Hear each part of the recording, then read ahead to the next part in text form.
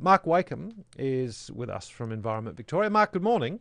Morning, Steve. You reckon it was climate inaction and climate policy that cost the Liberals the election?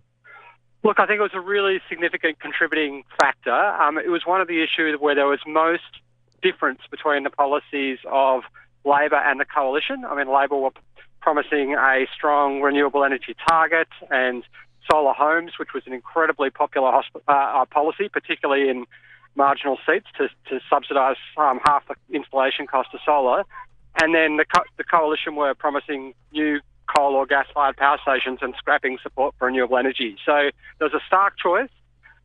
Exit polling that was done over the weekend by Channel 9, Galaxy exit polling, showed that renewable energy and energy issues were one of the key issues in the election. And of course, it was the Liberal Party's inability to come up with a coherent climate or energy policy federally, which was one of the reasons that Malcolm Turnbull got rolled. So this is a weeping sore for the Coalition.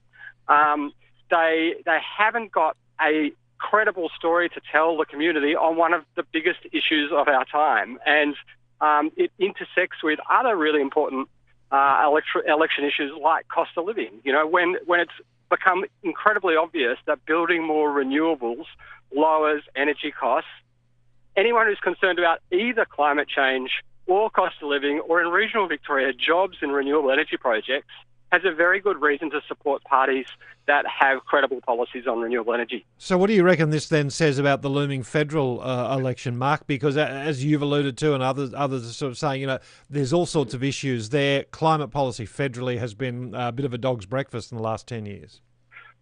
Well, I think we've seen that attacks on renewable energy are electoral poison, and the Liberals Party really needs to end its war on renewable energy. Now, there is still 5 or 6 months till the federal election. I would like nothing more than to see a race to the top on climate and energy policy at this federal election. I would love for the Liberal Party to acknowledge that what it's been putting before Australians and Victorians is just toxic. It's just not good public policy. And to come up with something that can drive the transformation of our economy from a fossil fuel powered economy to a clean economy, that's every single poll shows that that's what Australians want and demand from their leaders. And it would be great to see some fresh thinking and new policy from the federal coalition. And failing that, I think they're in for a train wreck at the federal election.